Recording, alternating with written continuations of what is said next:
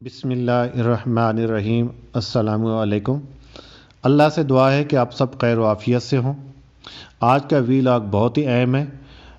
मैं आज बात करूंगा मुंह खुर बीमारी के मुतल्लिक और उससे जुड़े हुए मसाइल पर। हम पहले बात करेंगे कि इस बीमारी को जानना क्यों ज़रूरी है, इसकी अहमियत क्या है। इसी तरह हम ये देखेंगे इससे नुकसानात कितने होते हैं और इतने ज़्यादा नुकसानात कि जिसका हमारा एक आम फार्मर या लाइफ स्टॉक फार्मर जो है उसका तसव्वुर भी नहीं कर सकता। और इसके अलावा मैं आपसे ये अपील भी करूँगा कि आप माशाल्लाह बाशऊर हैं। आप इस वीडियो को मुकम्मल देखें। इसमें आपको अंदाज़ा हो जाएगा कि इस बीमारी के कितने ज़्यादा नुकसानात हैं और उसमें आप कितना मुयस्सर तरीके से अपना किरदार अदा कर सकते हैं ताकि इस बीमारी की जो रोकथाम है या इसका जो फैलाव है उसको हम मुयस्सर तरीके से इम्प्लीमेंट कर सकें।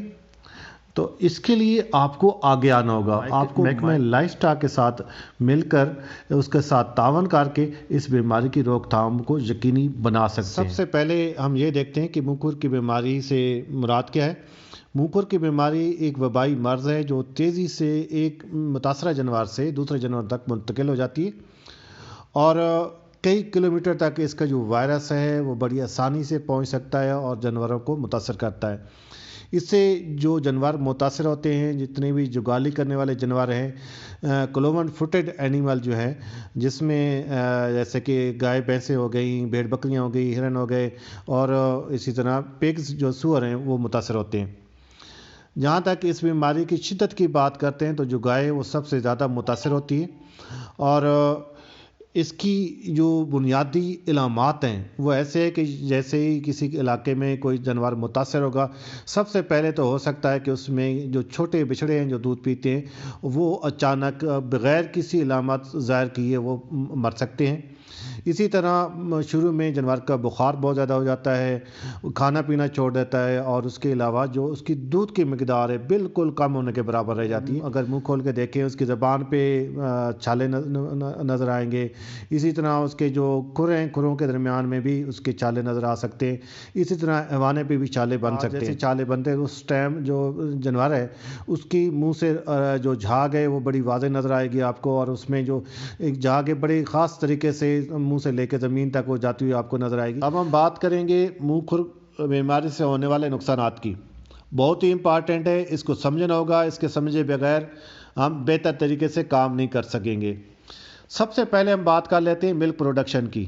इस बीमारी से 80% मिल्क प्रोडक्शन में कमी आ जाती है। यानी कि एक जानवर जो बीमारी से पहले 10 लीटर दूध दे रहा होता है, बीमारी आने के बाद वो 2 लीटर तक उसकी प्रोडक्शन चली जाती है, जो काफ की मर्टेलिटी होती है। इसी तरह जो बीमारी की जो इलाज मुआवजे पे खर्चा आता है वो भी लॉसेज है।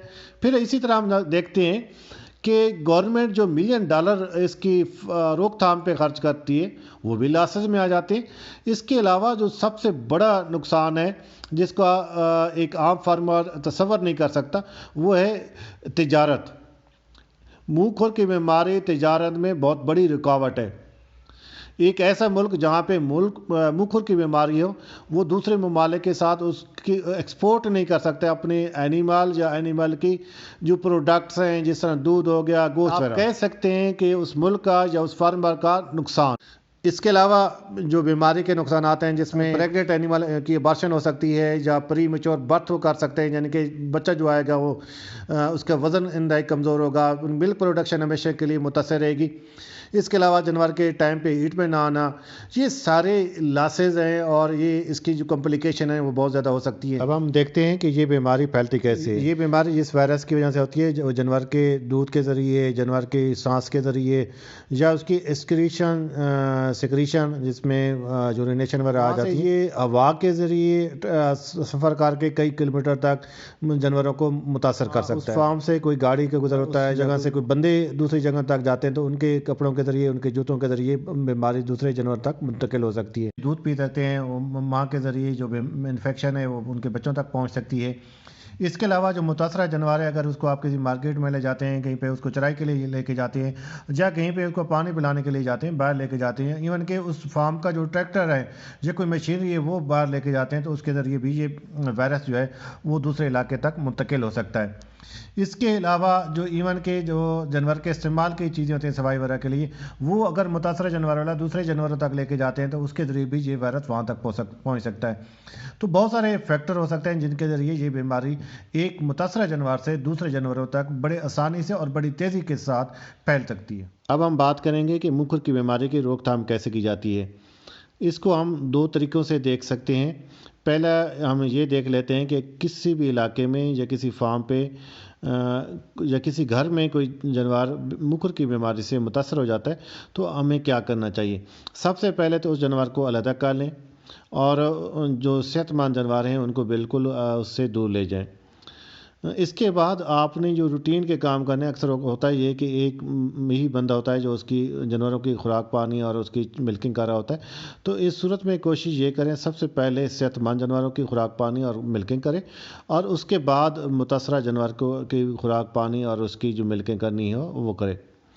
اس کے ساتھ ہی اس بات کا خیال رکھیں کہ اگر جیسے ہی آپ متاثرہ جانور کے پاس جاتے ہیں تو اس کے بعد کوشش کریں جو اس کی جو جراثیم ہے وہ دوسرے جانور تک نہ لے کے جائیں۔ متاثرہ جانور ہے اگر وہ ملکنگ والا ہے تو کوشش یہ کریں کہ اس کے جو بچڑے ہیں جو نہ پلائیں۔ ہاں، اگر ان کو پلانا ضروری ہے تو دودھ نکال کے اور اس کو گرم کر کے بعد میں پلا سکتے ہیں۔ یاد رکھیں کہ یہ جو بیماری ایسی ہے کہ اگر 100 گھر دور کی بات کریں یا آپ کہہ سکتے ہیں کہ 15 کلومیٹر دور بھی بیماری ہو تو اس صورت میں آپ اپنے علاقے میں ویکسین کروا سکتے ہیں۔ اگر ہم بات کریں کہ آپ نے جو آپ کے پڑوس میں ہیں یا ارد گرد کا جو علاقہ ہے اس کو بھی بیماری سے بچانا ہے تو اس میں آپ کچھ چیزیں کریں گے تو وہ آپ کی جو ایک بڑا پازیٹیو کنٹریبیوشن ہوگی بیماری کو روک تھام کے لیے۔ تو سب سے پہلے تو آپ نے کرنا یہ ہے کہ آپ اپنے فارم پہ کسی وزٹر کو نہ آنے دیں، گاڑیوں کی آمد و رفت نہ ہونے دیں، ایون کہ آپ اپنا جو وہاں پہ کوئی ٹریکٹر یا مشینری استعمال کرتے ہیں اس کو وہاں فارم پہ نہ آنے دیں، اور اگر وہ آتے ہیں تو اس کو باہر فیلڈ میں نہ جانے دیں۔ اس کے علاوہ جو اس طرح وائلڈ لائف ہوتے ہیں، ڈاگز کتے بلیاں پھر رہتے ہیں، کوشش کریں وہ آپ کے فارم تک اس دنوں نہ آئیں۔ اس کے علاوہ جو بیمار جانور ہے اس کو بے شک وہاں پہ آئسولیٹڈ رکھیں، وہیں پہ اس کا علاج کریں۔ بالکل یہ کوشش نہ کریں کہ اس کو کسی ویٹرنری اسپتال تک لے کے جائیں، نہ ہی اس کو کسی منڈیوں تک لے کے جائیں۔ اس کا وہیں پہ اس کا پراپر علاج کرائیں اور جب تک وہ ریکور نہیں ہوتا تب تک وہاں پہ رہنے دیں۔ اس کے علاوہ خوراک پانے کے لیے یا چرائی کے لیے جانوروں کو بالکل باہر نہ لے کے جائیں، اور اگر کوئی وزٹر آتا ہے تو اس کو پراپر ڈریس دیں، وہ جس طرح آپ کو تصویر میں بھی نظر آ رہا ہے اس ٹائپ کے وہ شوز پہن سکتے ہیں۔ اور سب سے اہم بات جو ہے جیسے کارتینہ کہتے ہیں یا کوارنٹائن کہہ سکتے ہیں، ہمارے لائف اسٹاک فارمر اس کا خیال نہیں کرتے اور بعد میں نقصان اٹھاتے ہیں۔ منڈی سے یا دوسرے فارم سے یا کسی بھی علاقے سے جانور جب لاتے ہیں تو چاہیے یہ کہ اس کو 30 دن کے لیے علیحدہ رکھیں۔ اس کا فائدہ یہ ہوتا ہے 30 دن کے اندر اگر خدا نہ خواستہ اس کو کوئی وائرس اس کے جسم میں موجود ہو اور 30 دن کے اندر اس کی اس بیماری کے علامات ظاہر ہو جاتی ہیں، اور پھر کیونکہ علیحدہ ہوتا ہے اس کا علاج کرنا بھی آسان ہے، اس بیماری کو وہیں پہ کنٹرول کرنا بھی آسان ہو جاتا ہے۔ اگر خدا نہ خواستہ آپ باقی جانوروں کے ساتھ رکھ دیتے تو وہ اس سے ہوتا یہ ہے کہ بیماری کے علامات ظاہر ہونے سے پہلے وہ بیماری باقی جانوروں تک پھیلا چکا ہوتا ہے۔ جہاں تک تعلق ہے منہ کھر کی بیماری کی حفاظتی ٹیکہ کی، اس میں 2-3 چیزیں بڑی واضح میں کر دیتا ہوں۔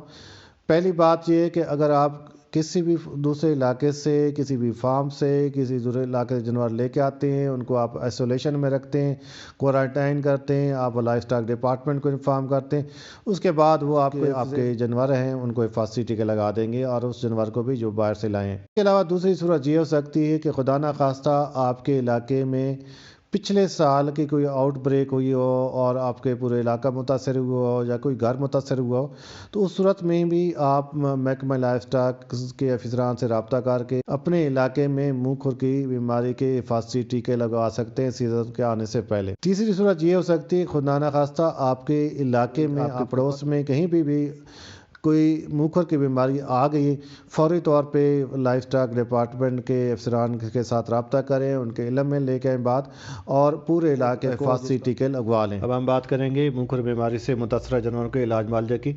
تو ان جانوروں کو بہتر نگہداشت کی ضرورت ہوتی ہے، اچھی خوراک اور اچھے پانی کی ضرورت ہوتی ہے، اسی طرح صاف ستھری جگہ کی ضرورت ہوتی ہے، خشک جگہ چاہیے ہوتی ہے اور جہاں پہ وہ آرام سکون سے بیٹھ سکے۔ تو میڈیسن میں آپ اینٹی بائیوٹک استعمال کر سکتے ہیں، اس کے ساتھ زخم کے جس طرح پاؤں وغیرہ میں زخم بن جاتے ہیں تو اس میں پنک سپرے کیا جا سکتا ہے۔